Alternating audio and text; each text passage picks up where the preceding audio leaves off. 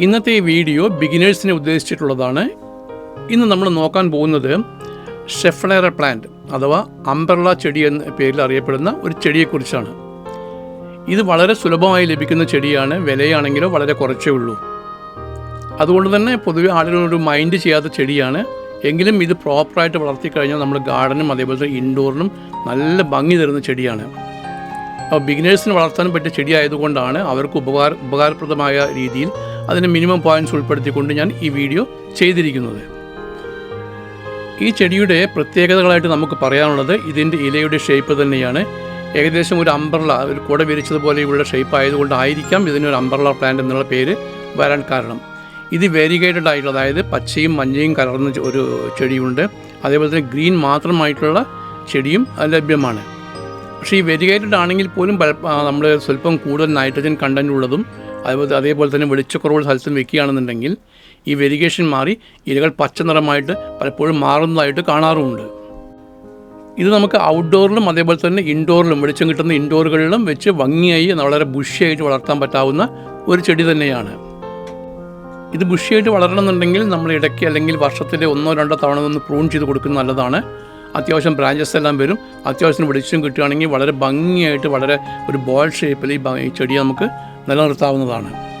ഈ ചെടി നമുക്ക് ഡയറക്റ്റായിട്ടും ഇൻഡയറക്റ്റായിട്ടും ലൈറ്റ് കിട്ടുന്ന സ്ഥലങ്ങളിൽ വെച്ച് വളർത്താവുന്നതേ ഉള്ളൂ. പക്ഷേ ഒരു കാര്യം മാത്രം ശ്രദ്ധിക്കണം, ഡയറക്റ്റ് സൺലൈറ്റിലാണ് ചെടി വയ്ക്കുന്നതെങ്കിൽ ചെടിയുടെ അടിയിൽ ഈർപ്പം നിലനിർത്താൻ ശ്രദ്ധിക്കുക. അതല്ലെങ്കിൽ ചെടി പെട്ടെന്ന് വാടി പോകുന്നതായിട്ടും പലപ്പോഴും നമുക്ക് കാണാറുണ്ട്. എങ്കിലും ഏറ്റവും നമുക്ക് പ്രിഫർ ചെയ്യാൻ പറ്റുന്നത് ബ്രൈറ്റ് ഇൻഡയറക്റ്റ് ലൈറ്റ് തന്നെയാണ്. അതോടൊപ്പം തന്നെ ഇത് നല്ലൊരു ഒരു എയർ പ്യൂരിഫയിങ് പ്ലാന്റ് ആയിട്ടും ഇത് കണക്കൂട്ടുന്നുണ്ട്. പക്ഷേ അതേസമയം ഇതൊരു ടോക്സിക് ആയിട്ടുള്ള പ്ലാന്റ് ആണ്. പെറ്റ്സ് അല്ലെങ്കിൽ കുട്ടികളെ അത് എടുത്ത് നമുക്ക് ഭക്ഷിക്കാനോ അങ്ങനത്തെ ഒരു അവസരം ഉണ്ടാവാതിരിക്കാൻ വേണ്ടിയിട്ട് പ്രത്യേകം ശ്രദ്ധിക്കേണ്ടതാണ്.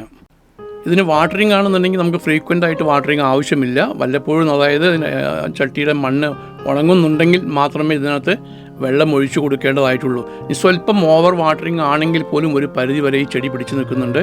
അപ്പോൾ വാട്ടറിങ് എന്നുള്ളത് ഈ ചെടിയെ സംബന്ധിച്ച് വലിയൊരു പ്രശ്നമുള്ള കാര്യമേ അല്ല. ഇതിൻ്റെ തണ്ടുകളെല്ലാം തന്നെ കുറച്ച് വാട്ടർ ആയിട്ടുള്ള തണ്ടുകളാണ്. അതുകൊണ്ട് വല്ലാതെ ഒരു ഓവർ വാട്ടറിങ് ഇല്ലാതിരിക്കുന്നതല്ലേ ശരിക്കും പറഞ്ഞാൽ ചെടിക്ക് നല്ലത്. അപ്പോൾ അതൊന്നും ശ്രദ്ധിക്കുന്നത് നന്നായിരിക്കും. ഇനി ഇതിൻ്റെ പോട്ടിങ്ങിന് വേണ്ടിയിട്ട് നമുക്ക് ഏത് തരം സോയിൽ ഉപയോഗിക്കാം. മിക്കവാറും എല്ലാ സോയിലിലും ഇത് വളരെ ഭംഗിയായിട്ട് വളരുന്നതാണ്. സാധാരണ ഗാർഡൻ സോയിൽ ഉപയോഗിക്കുക. കുറച്ച് ഈർപ്പം പിടിച്ചു നിർത്താൻ വേണ്ടിയിട്ട് നമുക്ക് സാധാരണ ചെയ്യുന്ന പോലെ കോക്കോ പീറ്റ് ചേർക്കാം. വളപ്രയോഗം നമുക്ക് ആദ്യമായിട്ട് പോട്ട് ചെയ്യുമ്പോൾ മാത്രമേ ആവശ്യമുള്ളൂ. അതിന് നമുക്ക് ചാണകപ്പൊടി യൂസ് ചെയ്യാം, അല്ലെങ്കിൽ നമ്മുടെ സാധാരണ കമ്പോസ്റ്റ് യൂസ് ചെയ്യാം. പിന്നെ ഫ്രീക്വൻ്റ് ആയിട്ട് വളപ്രയോഗം ഇതിനകത്ത് ആവശ്യമില്ല. വർഷത്തിൽ ഒരു തവണ മാത്രം ധാരാളമാണ്. ഇനി അതല്ലാന്നുണ്ടെങ്കിൽ 6 to 1 year ആയാലും കുഴപ്പമില്ലാത്തതാണ്. ഇതിൻ്റെ പ്രൊപ്പഗേഷൻ ആവട്ടെ വളരെ സിമ്പിളാണ്. നമ്മൾ സ്റ്റെം കട്ടിംഗ് ആണ് യൂസ് ചെയ്യുന്നത്. സ്റ്റെം അത്യാവശ്യം വാട്ടറി ആയിട്ടുള്ള ഒരു സ്റ്റെമ്മാണ്, അല്ലെങ്കിൽ തണ്ടായതുകൊണ്ട് തന്നെ ഇത് നമ്മൾ റീപ്ലാന്റ് ചെയ്യാൻ അതല്ലെങ്കിൽ നമുക്ക് പ്രൊപ്പഗേറ്റ് ചെയ്യാൻ വളരെ ഈസിയാണ്. ഏകദേശം നമ്മൾ ഒരു 8 ഇഞ്ച് അല്ലെങ്കിൽ ഒരു 10 ഇഞ്ച് സൈസോളം വരുന്ന കമ്പ് കട്ട് ചെയ്തെടുത്ത് നമുക്ക് സൂട്ടബിൾ ആയിട്ടുള്ള മണ്ണും കോക്കോ പീറ്റും കലർന്ന് മിശ്രിതം ഉണ്ടാക്കിയതിന് ശേഷം അതിന് 1-2 നോട്ട്സ് താഴത്തേക്ക് ഇറങ്ങി നിൽക്കുന്ന രീതിയിൽ വെച്ച് പിടിപ്പിക്കാവുന്നതാണ്. വളരെ പെട്ടെന്ന് തന്നെ വേര് പിടിച്ചു വരും. ഇതിൻ്റെ സക്സസ് റേറ്റ് ഏകദേശം 100% തന്നെ നമുക്ക് വേണമെങ്കിൽ പറയാം. അത്രമാത്രം സക്സസ് റേറ്റുള്ള ഒരു ചെടിയാണ് ഷെഫ്ലേറ. എൻ്റെ അനുഭവം വെച്ച് പറയുകയാണെങ്കിൽ ഇതിന് പെസ്റ്റ് കൺട്രോൾ വളരെ വളരെ പരിമിതമായിട്ട് നമുക്ക് ആവശ്യമുള്ളൂ. പ്രത്യേകിച്ച് യാതൊരു കീടശല്യം ഇതിനകത്ത് വരാറില്ല. വരാൻ സാധ്യതയുള്ളത് ഇലകൾ തിന്നുന്ന പുഴുക്കളോ മറ്റോ ആണ്. അത് നമ്മൾ സാധാരണ ചെയ്യാറുണ്ടല്ലോ. ഏതെങ്കിലും കീടനാശിനികൾ ഉപയോഗിച്ച് നമുക്കവയെ തുരത്താവുന്നതുമാണ്.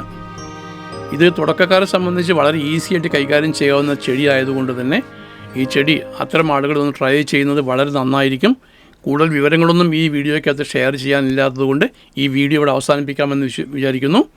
അപ്പോൾ നമ്മൾ ഈ വീഡിയോ കണ്ട എല്ലാവർക്കും നന്ദി, നമസ്കാരം. അടുത്തൊരു വീഡിയോയുമായിട്ട് വരുന്നവരെ ഗുഡ് ബൈ.